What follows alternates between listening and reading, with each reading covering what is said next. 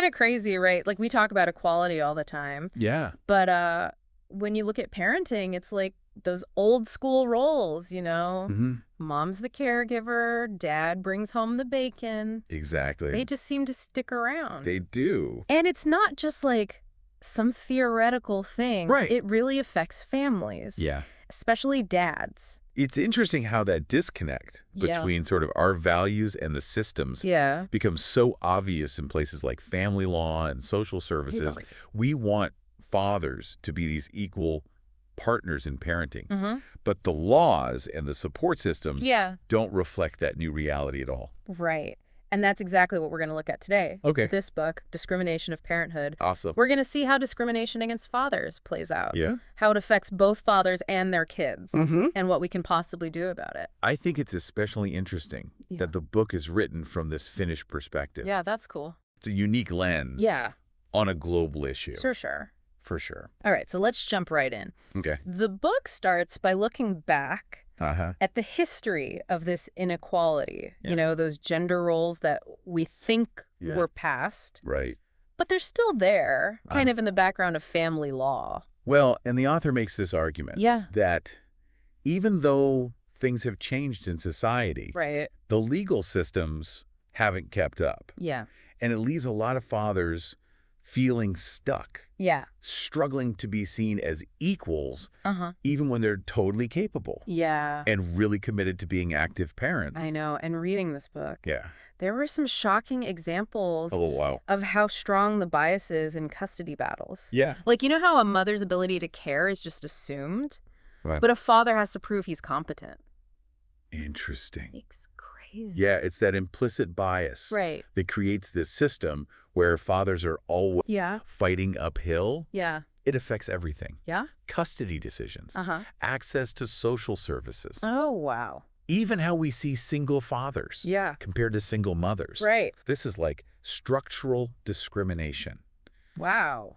and has huge implications for dads and their kids. And then there's the financial side, too. Right. The book talks about how child support can be a huge burden for fathers. Yeah. Especially when they don't even have equal custody. And it's that lack of rights with the financial burden that makes it feel so unfair. Totally. And fathers can feel trapped. Yeah. Responsible financially, but without the authority to actually be involved in their kids' lives. Yeah. It leads to a lot of frustration and resentment. For sure. Yeah. The book also talks about that deadbeat dad stereotype, and I thought this was really interesting. It uses research that shows that most fathers actually want to be involved with their kids. It is a different story than what we see in the media. Yeah. Yeah. It seems like it's easier to just use stereotypes than to look at everyone's individual situation. Absolutely. And the book talks about how this discrimination really affects fathers emotionally. Imagine wanting to be a good dad. Yeah. But society and the law are telling you you're not good enough. Yeah. It's got to be tough. Really hard. The book talks about fathers feeling marginalized, unseen, like no one's listening to them. Like their role doesn't matter. Right. And when that happens, it can make you feel rejected, worthless. Like you're invisible. Yeah, like everyone's saying you're not important as a dad. It's so sad. And here's the thing. Yeah. This isn't just about fathers' rights. It's about the kids, too. Right. When you push a parent away, the kids lose out. Absolutely. So they don't get to have a balanced relationship with both parents. Imagine being a kid in that situation. Yeah. You'd be so confused, maybe even resentful. Yeah. Not understanding why one parent isn't around. That's a lot for a kid. Way too much. So how do we fix this? Yeah. What can we do? The book suggests some solutions. Okay. Starting with legal reforms. Like what? It says, we should consider both parents equally in custody cases, make child support more balanced, and have social services that help both parents. But it's not just about laws. Right. We need to change how we think about fathers. I agree. We have to fight those old stereotypes, celebrate fathers who are involved, and support both parents. Yeah, it's about realizing that being a good dad doesn't look the same for everyone. I know. It's easy to focus on the legal stuff. Yeah. But we can't forget about the people. The families. Yeah, the families, the kids, and the love that connects them. Absolutely. When we don't let fathers be parents, we hurt Everyone. Everyone. The fathers, the kids, and all of society. We need to see how much fathers can offer. Yes. And when we support them, everyone benefits. Totally. Totally. That's so true. It really is about the people. Yeah. And the book uses this phrase, identity crisis. Wow. To talk about what fathers go through when they feel like the system's pushing them away. This ought to be hard, right? Yeah. Wanting to be a good dad, but always hitting a wall. Like society's saying no, and the law's in the way too. Exactly. It's no wonder some men just feel lost. Right. And the kids feel that loss too. Yeah. The book talks about this thing called father hunger. Oh, wow. It's like there are things kids need from their dads that they just don't get if their dad's not around. Makes sense. Like, think about all those classic moments, dad teaching you to ride a bike or having those late night talks, just being there for them. Being present. Yeah, that shapes who they become, how they feel about themselves, how they see relationships. It affects everything. And it's not just emotional stuff either. Right. The book says it affects them psychologically too. Okay. Kids might have trouble trusting people. Oh, wow. Or getting close to others. That's rough. All because they didn't have that involved dad. Yeah, it makes you think, what are we really teaching kids about men and women and families? Right. Are we showing them healthy relationships? Exactly. Or are we just repeating the same inequality? That's the big question. That is the question. This book is like a wake-up call. It is. It's not just about changing the laws. It's about changing how we think. Yeah. We got to move past those old ideas about what a good mom or dad is supposed to be. We got to see the good that each parent brings. Absolutely. And you know what really struck me in the book? What's that? The term administrative discrimination. Oh, wow. I haven't heard that one before. It's like all the hoops fathers have to jump through just to be seen as a parent. I can imagine. The paperwork. Yeah. The bureaucracy. Always being questioned. It had to be exhausting. And like the system is working against them. Right. Like it's saying fathers aren't as capable or as committed as mothers. And that makes them feel powerless. Exactly. Frustrated. And that adds to all the emotional stuff we talked about. Totally. And imagine how much harder it is. I know. For single fathers. Yeah. Trying to do all this alone. Right. Without the same support single moms get. That's a good point. The book even questions the term single parent. Really? It says that it hides the reality of shared custody and co-parenting. Interesting. It makes it seem like one parent's doing everything. Yeah. Which pushes the other parent away. And there's that really dark side of custody battles, too. Parental alienation. Yeah, that's scary. The book talks about how one parent, often the mom, might try to hurt the child's relationship with the dad. That's awful. It's terrible, and this is where the legal system needs to do better. Do what? The book says we need stricter rules against parental alienation.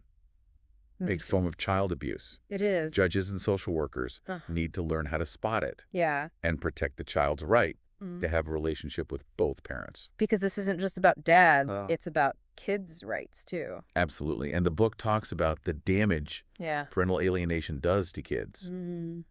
The emotional scars it leaves. It's heartbreaking. It is. And this is a wake-up call for everyone. Like who?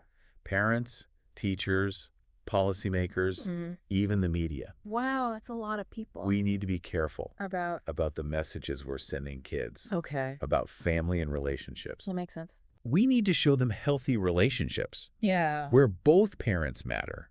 No matter if they're married or not. We need kids to see both parents as important. Exactly. Equally able to love and care for them. And that starts with fighting those biases. The ones we talked about before. Yeah, we got to realize that there's no one way to be a dad. Right.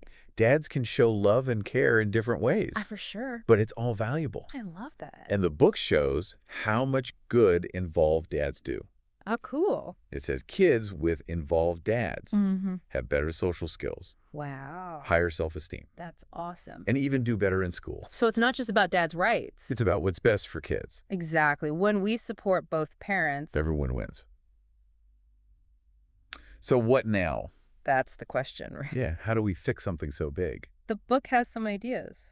Like what? Legal reforms, changes in social services, even changing how the media shows dads. So it's a lot of things. It's a team effort. Sounds like a lot of work. It is. But I think if we talk about this more, fight stereotypes, and push for change, we can make things better for families. That's what I hope for. Me too. It really does start with us. Yeah. Like just being aware of the words we use. Okay. Avoiding those deadbeat dad stereotypes. Right. And not assuming moms are automatically better at caring for kids. Yeah, we need to see the good that fathers do. Exactly. And we can support those organizations that are fighting for fathers' rights. Like groups that help dads be more involved. Yeah, there are some great ones out there. Cool. Really trying to change how we think about fathers. And we can show support for dads we know. Yes. Let's celebrate those dads. Okay. Who are really stepping up. Yeah. Being present for their kids. It's about focusing on the positive. Totally. And we can support policies. Like what? That encourage shared parenting and equal custody. Okay. It's about creating a system that helps families. Right. Not one that makes parents fight each other. And education is so important too. Oh, yeah. Teaching kids about healthy relationships. Exactly. Shared responsibilities and how important both parents are. It's like setting them up for success. Totally. Raising a generation that gets it. Yeah. That understands equality in families. I like that. So they see their parents as a team. Working together. Right, to help them grow. The book also talks about something interesting. Oh, what's that? The economic benefits. Oh, Evan. Fatherhood equality. That's not something you hear every day. I know. Tell me more. Well, when fathers are involved, caregivers. It gives mothers more freedom. Okay. To go to school. Yeah. Get better jobs. Or just have time for themselves. It helps break down those old gender roles? Exactly. Those roles that hold women back. So it's not just about families. Right. It's about women's rights and the economy, too. When families are strong and kids are doing well, it helps everyone. Less strain on social services. Right. More people working. More equality. Yeah. Happier families. A better economy. It's a win-win. Totally. So the book gives some concrete ways to actually promote fatherhood equality. Like what? Well, first, legal reform. Like changing the laws. Yeah, to make sure both parents are considered equally. In custody cases. Exactly. No more automatically assuming that the mom should be the primary caregiver. It should be based on each parent. Right. Their abilities, their commitment. Not on stereotypes. Exactly. The book also mentions child support. Yeah, making it more balanced. Okay. Considering the actual costs of raising a child and what both parents contribute financially. So it's fair. Right. And it doesn't punish one parent. Or put too much burden on the other. Exactly. It's about what's best for the child. Yeah. Not just following old rules. Makes sense. And what about changing people's attitudes? That's huge. We need to move past stereotypes. Like the ones we talked about before. Yeah, and really see the different ways that fathers can contribute to their families. So we should celebrate dads. Yes. Celebrate them. Not just accept them. Right, because they're doing great things. And the media can help with that. Absolutely. We need to see more positive images of dads. Okay. Showing them as caring and capable. Not just goofy sidekicks. Exactly, because the media shapes how we see things. So it's not just up to lawmakers or experts. It's up to all of us. Yeah. To be careful with our words, the stories we tell, and the examples we set for kids. So big picture, what's the one thing you want listeners to remember? That this isn't just a men's issue or a women's issue. It's a human issue. Wow. I like that. We need to support all families. No matter what they look like. Exactly. And change starts with us. We can fight stereotypes. Yeah. Celebrate dads and support policies that help both parents. Because it's about the kids. Yeah. When we support fathers, we're making a better future for all kids. Exactly. That's a great way to wrap things up. Thanks for having me. It was awesome having you. Yeah. And to everyone listening, keep thinking about this. Absolutely. Let's talk about it more and work together. To make things better for families.